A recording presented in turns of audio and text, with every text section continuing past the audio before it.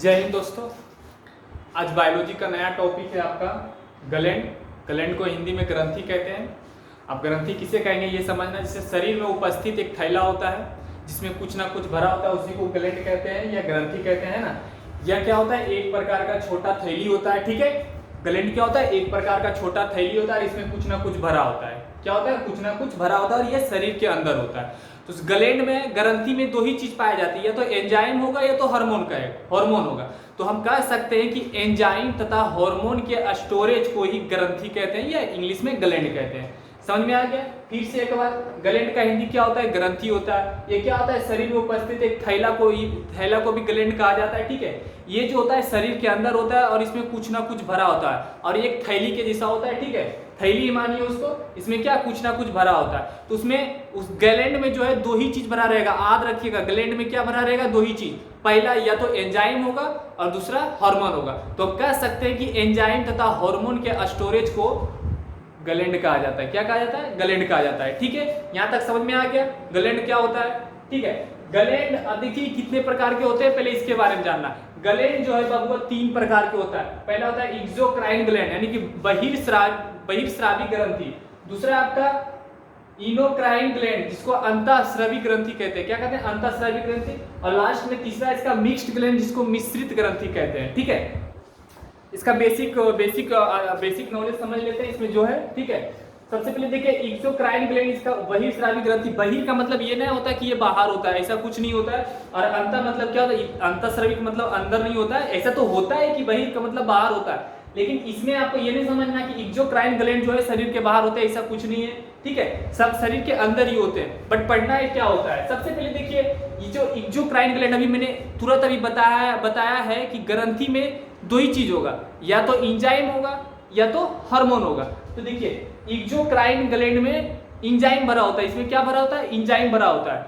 और देखिए इसमें नली की जरूरत होती है। ये जो होता है ब्लड के संपर्क में नहीं होता है। जैसे अगर आंख से आंसू गिरता है तो क्या आंसू के साथ कभी ब्लड गिरता है क्या, नहीं गिरता है। तो हम कह सकते हैं कि जो एक्सोक्राइन ग्लैंड जो है, बहिर्स्रावी ग्रंथि जो है, ये खून से ब्लड के संपर्क में नहीं रहता है। इसके लिए एक अलग से नली होता है जो क्या ब्लड के संपर्क में नहीं आता है। जैसे आंसू हो गया, पसीना हो गया, है ना, पेशाब हो गया, स्पर्म हो गया, ये सभी क्या होता है, ये ब्लड से संपर्क नहीं करते, से उल्टी करते हैं, ओ करके उल्टी करते हैं। तो जो उल्टी बाहर करते हैं क्या उसमें ब्लड रहता है, नहीं रहता है। ठीक है, तो एक्सोक्राइन ग्लैंड जो होता है इसको हिंदी में बहिर्स्रावी ग्रंथि कहते हैं। बहिर्स्रावी ग्रंथि में एंजाइम पाया जाता है। क्या पाया जाता है, एंजाइम पाया जाता है। ये ब्लड के संपर्क में नहीं रहता है। इसके लिए एक अलग से नली होता है। जिससे आंसू गिरता है तो आंसू जो है, जिससे आंसू में है जो उसका एक अलग नली है, ब्लड के संपर्क में कभी नहीं आता। कभी सुने हो कि लोग खून के आंसू रोते, सिर्फ कहने का होता है कि लोग खून के आंसू रोते, लेकिन आंसू में कभी खून आएगा ही नहीं। क्यों, क्योंकि खून तो भाई बहिर्स्रावी ग्रंथि है, ये खून के संपर्क में रहता ही नहीं। तो आंख से आंसू से खून कैसे निकलेगा, है ना। ऐसे देखते हैं जब कोई बात करता है तो बोलता है मैं आपकी याद में खून का आंसू रो रहा हूँ। अरे ये सब मूर्ख बनाने का होता है, लड़का लड़की को मूर्ख बनाता है ताकि वो ज्यादा अट्रैक्ट हो, समझ गया ना। आंसू में कभी ब्लड आ ही नहीं सकता है। काहे से कि ये बहिर्स्रावी ग्रंथि होता है, इसका एक अलग नली होता है, ये ब्लड के संपर्क में आता ही नहीं है। ठीक है, समझ में आ गया। मैंने यहाँ लिख दिया, ये बेसिक नॉलेज है। इसके बारे में एक करके बताएंगे, लगभग 2 से 3 वीडियो इसका बनेगा। ठीक है, एक करके बताएंगे इस सभी के बारे में। बहुत बड़ा टॉपिक है, पढ़ने में बहुत मजा आएगा। ठीक है, तो एक्सोक्राइन ग्लैंड बहिर्स्रावी ग्रंथि समझ में आ गया कि इसमें एंजाइम पाया जाता है। ग्रंथि में दो ही चीज होते हैं, या तो एंजाइम होगा या तो हार्मोन होगा। तो एंजाइम कहाँ रहेगा, तो एक्सोक्राइन ग्लैंड में रहेगा। कहाँ रहेगा, एक्सोक्राइन ग्लैंड में, बहिर्स्रावी ग्रंथि में रहेगा। ये जो ब्लड के संपर्क में नहीं रहता, इसके लिए एक अलग से नली होता है। क्या होता है, एक अलग से नली होता है। ठीक है, समझ में आ गया। दूसरा है इनोक्राइन ग्लैंड जिसको अंतःस्रावी ग्रंथि कहते हैं। अब देखिए ये क्या होता है, इसके बारे में समझते हैं। इसी के अंदर अंतःस्रावी ग्रंथि के अंदर ही हार्मोन पाया जाता है। कहाँ हार्मोन पाया जाता है। हार्मोन को नली की जरूरत नहीं होता क्योंकि ये ब्लड के संपर्क में रहता है। तो भैया ब्लड तो पूरा शरीर में दौड़ रहा है, और ब्लड तो किसी ना किसी नली से होके गुजर रहा है। तो जब ब्लड के लिए नली है यार, ये ब्लड में ही पाया जाता है, तो हार्मोन को अलग से नली की क्या जरूरत है। तो ये इसमें डक्ट यानी कि नली की जरूरत नहीं होती, जिसको नस कहते हैं। ठीक है, और ये ब्लड के संपर्क में ही रहता है हार्मोन। ठीक है, ये समझ में आ गया। ठीक है, ये हो गया। तीसरा है मिक्स्ड ग्लैंड जिसमें हार्मोन तथा एंजाइम दोनों पाए जाते हैं। ठीक है, मिक्स्ड उसको मिक्स्ड ग्लैंड कहेंगे या तो मिश्रित ग्रंथि कहेंगे। ठीक है, समझ में आ गया? फिर से एक बार, ग्लैंड क्या है? ग्लैंड को हिंदी में ग्रंथि कहते हैं, या शरीर में उपस्थित एक थैला होता है ना, जिसमें कुछ ना कुछ भरा होता है और ये शरीर के अंदर होता है। उस थैले में दो ही चीज होंगे, या तो एंजाइम होंगे या हार्मोन होंगे। ठीक है, एंजाइम कहाँ, तो ग्रंथि जो है 3 प्रकार के होते हैं। पहला जो है एक्सोक्राइन ग्लैंड, एक्सोक्राइन ग्लैंड जिसमें क्या होता है, एंजाइम पाया जाता है। ठीक है, इसके लिए नली की जरूरत होती है। ये ब्लड के संपर्क में नहीं होता, जैसे आंसू हो गया, उल्टी लोग करते हैं वो हो गया, पसीना हो गया। पसीना से कभी देखें कि ब्लड निकलता है? काहे नहीं गिरता? काहे कि ये बहिर्स्रावी ग्रंथि है, ये ब्लड के संपर्क में आता ही नहीं है। ठीक है, समझ में आ गया? दूसरा है इनोक्राइन ग्लैंड, अंतःस्रावी ग्रंथि जिसमें हार्मोन पाए जाते हैं, है ना। ये क्या होता है? ब्लड के संपर्क में रहता है और इसके लिए नली की जरूरत नहीं होती, क्योंकि ब्लड के साथ ही दौड़ता है। समझ में आएगा? तीसरा है मिक्स्ड ग्लैंड। अब एक एक करके सबके बारे में विशेष रूप से पढ़ते हैं। ठीक है, सबसे पहले इसको पढ़ेंगे। ठीक है, उसके बाद इसको समझ के इसका एक स्क्रीनशॉट ले लीजिए। एक्सोक्राइन ग्लैंड के बारे में हम समझते हैं। ठीक है, एक्सोक्राइन ग्लैंड में बताया था कि इसमें एंजाइम पाया जाता है, इसके लिए एक अलग से नली होती है।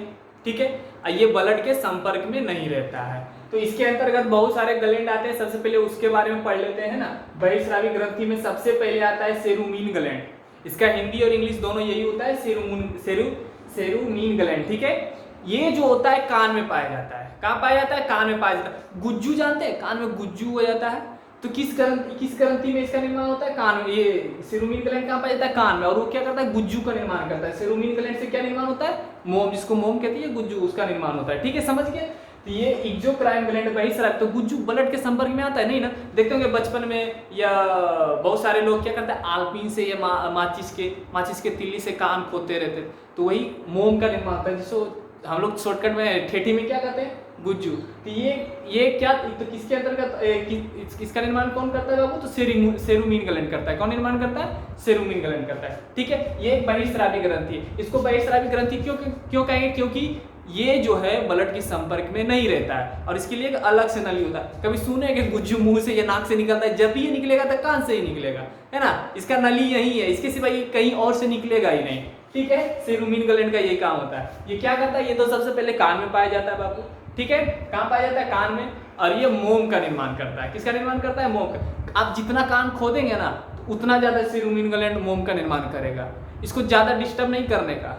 तो देखते हैं वो जो रोज खोजता है ना, वो रोज खोदता है कान, देखिएगा हमेशा वो कुछ से कुछ कागज मोड़ के, तो कभी मोटरसाइकिल की चाबी से एनी टाइम कान खोदते रहता है। ठीक है, इसको डिस्टर्ब नहीं करने का। ठीक है, छोड़ दो तो ये जल्दी निर्माण नहीं करेगा। ज्यादा इसको छेड़ोगे तो छोड़ेगा नहीं, ज्यादा मोम का निर्माण करेगा, तो इसको निकालते रहो दिन भर।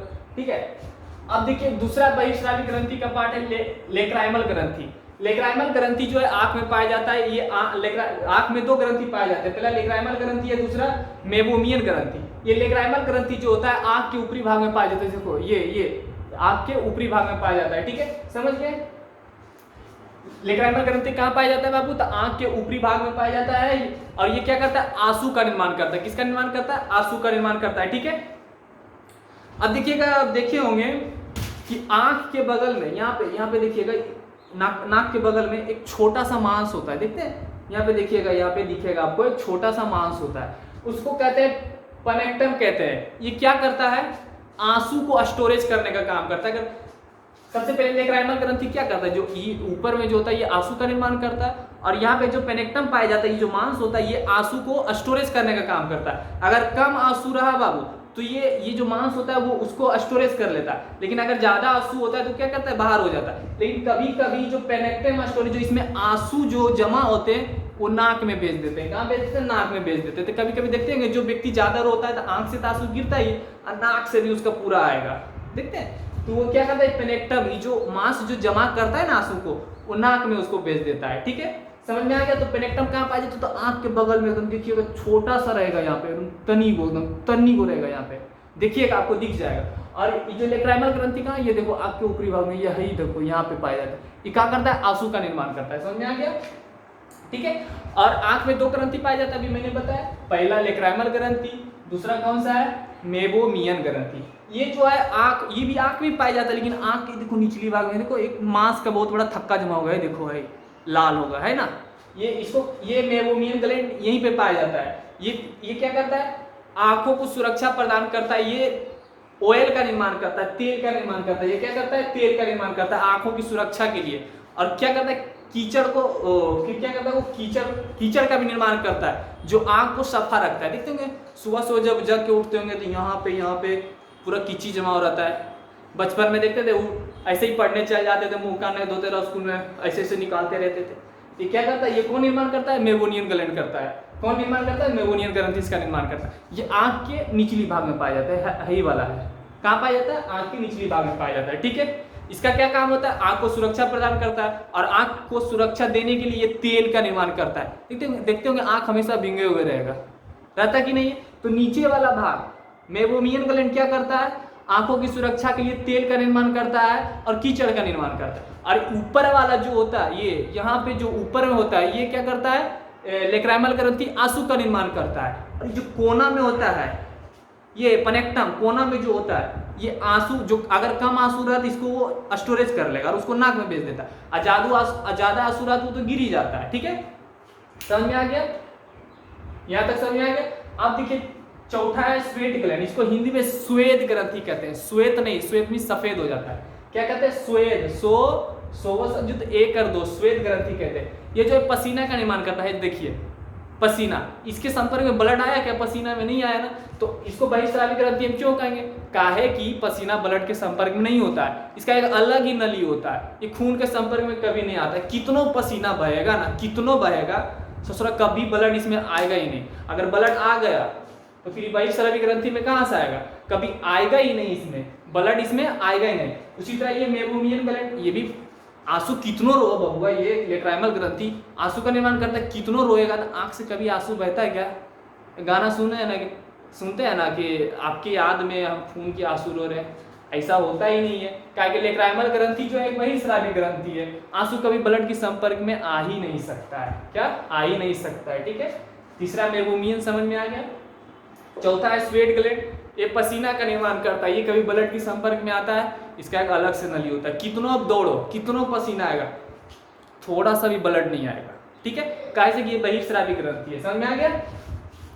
पांचवा है बबू आपका, देखो सेविस्कस ग्लैंड, इसको तेलीय ग्रंथि कहते हैं। तो नाक पे कभी कभी यहाँ पे लगेगा कोई तेल लगा दिया है ना, यही होता है तेलीय ग्रंथि नाक पे। ये इसको सीबम कहते हैं। ये क्या करता है? शरीर को सॉफ्ट रखने का काम करता है। ये क्या करता है? सीबम। ये सेविस्कस ग्लैंड जो होता है तेलीय ग्रंथि, ये सेविस्कस का निर्माण करता है। ये शरीर की त्वचा को सॉफ्ट रखने का काम करता है। क्या करता है? त्वचा को सॉफ्ट रखने का काम करता है। और जानवरों में, गाय का देखते हैं शरीर पूरा ज्यादा सॉफ्ट होता है, उसमें ज्यादा ये पाया जाता है सेविस्कस ग्रंथि, है ना, तेलीय ग्रंथि, उसमें ज्यादा निर्माण होता है सेविस्कस। अब पक्षियों के जो पंख होते हैं, देखते हैं बरसात में भीगता नहीं, तो सोचें कि कभी काहे नहीं भीगता है? काहे कि उसका पंख में ना सेविस्कस सीबम का निर्माण ज्यादा होता है। किसका निर्माण? सीबम का निर्माण ज्यादा होता है, तेलीय ग्रंथि ज्यादा सीबम का निर्माण करता है। ठीक है, इसीलिए उस पर पानी ठहरता ही नहीं है, पानी से भी गिर जाते हैं। ठीक है, अब ये जो है यहाँ पे कभी कभी सो के उठते होंगे सुबह, तो देखते होंगे नाक पे लगेगा कोई घी लगा दिया ससुरा, इतना ऐसे करेगा तो चिपचिपा रहेगा। और लड़की लोग को जब निकलता है ना, जानता है क्या करता है? पाउडर लगा लेता है। क्या कर लेता है? पाउडर लगा लेगा। तो वो तो उस समय निकलेगा नहीं, लेकिन उसका तेलीय ग्रंथि तो निर्माण करना छोड़ेगा नहीं। भले आप पाउडर वगैरह लगा लोगे तो बाहर दिखेगा नहीं, लेकिन निर्माण करना तो नहीं छोड़ेगा। तो वही कुछ दिन के बाद बड़का को फोड़ा निकल जाता है लड़की लोग के गाल पे। क्या निकल जाता है? बड़ा को फोड़ा। तो फिर वो क्या कहता है? उसका ग्लेज खराब हो जाता है, और भी ज्यादा बहुत सारे लिपस्टिक ऑल वगैरह लगाते रहता है। ठीक है, तो सेविस्कस ग्रंथि का काम क्या होता है बाबू? तेलीय ग्रंथि का ये नाक के ऊपर पाया जाता है मुख्य रूप से, और ये त्वचा को सॉफ्ट रखने का काम करता है। क्या? त्वचा को सॉफ्ट रखने का काम करता है। ये सीबम का निर्माण करता है ना, जो तेलीय पदार्थ होता है ना, तेल के जैसा चिपचिपा, ये सीबम, वही सीबम होता है। ठीक है, त्वचा को सॉफ्ट रखता है। ठीक है, जानवरों में, गाय में ये ज्यादा पाए जाते हैं। ठीक है, इसलिए गाय का शरीर जब छुओगे तो बहुत ज्यादा सॉफ्ट रहेगा, है ना, पक्षियों के उसके पंखों में। ठीक है, छठा है आपका लार ग्रंथि, सेलेब्री ग्रंथि। इसका देखिए काम क्या होता है? पाचक एंजाइम। लार में एंजाइम पाया जाता है। लार कितनों जब खाना खाते थे कितनों उसको चबाओ, तो क्या होता है? लार खाना के साथ पेट में चला जाता है, वो पाचक करने में सहायता करता है। तो लार कभी ब्लड के संपर्क में आता है क्या? नहीं आता। तो हम कह सकते हैं कि लार ग्रंथि यानी कि पाचक एंजाइम, ये भी क्या है? एक बहिस्रावी ग्रंथि है। इनमें से जितना सभी क्या है? बहिस्रावी ग्रंथि। इसके और भी भाग बताएंगे, अभी फिलहाल आप इतना तक समझिए। फिर से इसको रिपीट कर देते हैं। ठीक है, बहिस्रावी ग्रंथि में सबसे पहले आता है सिरुमिन ग्लैंड, है ना। इसको हिंदी में भी वही कहते हैं सेरुमिन ग्रंथि, है ना। ये कहाँ पाए जाते हैं बाबू, तो कान में पाया जाता है। ये क्या करता है, मोम का निर्माण करता है, जिसको गुज्जू कहते हैं, कान में होता है ना। खोद के जो निकालते हैं कलम से, पेंसिल से, ऐसे डाल के हमेशा निकालते रहते हैं, ठीक है। इसको ज्यादा छेड़ोगे तो ज्यादा होगा, इसलिए इसको डिस्टर्ब नहीं करो बाबू। किसी किसी को आदत हो जाता है कहीं भी बैठा तो कभी कलम से तो कभी क्या से करते रहता है, ठीक है।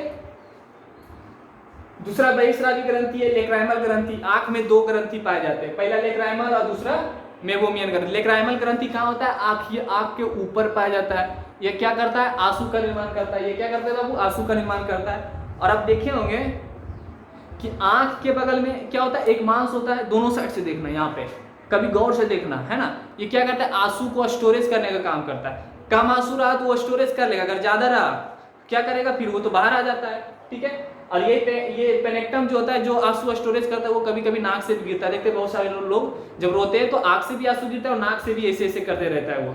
तो वो क्या होता है, वही ये पेनेक्टम जो स्टोरेज करके रखता है वो नाक में दे देता है, नाक के द्वारा वो बाहर हो जाता है, ठीक है। तीसरा है मेबोमियन ग्रंथि। ये आंख के निचली भाग में पाया जाता है। देखो यहाँ पे एक मांस जैसा भरा हुआ अंदर में, लाल जैसा दिख रहा है आपको, हाँ दिख रहा होगा, ठीक है। ये आंख में ये क्या करता है, आंखों को सुरक्षा प्रदान करने के लिए तेल का निर्माण करता है।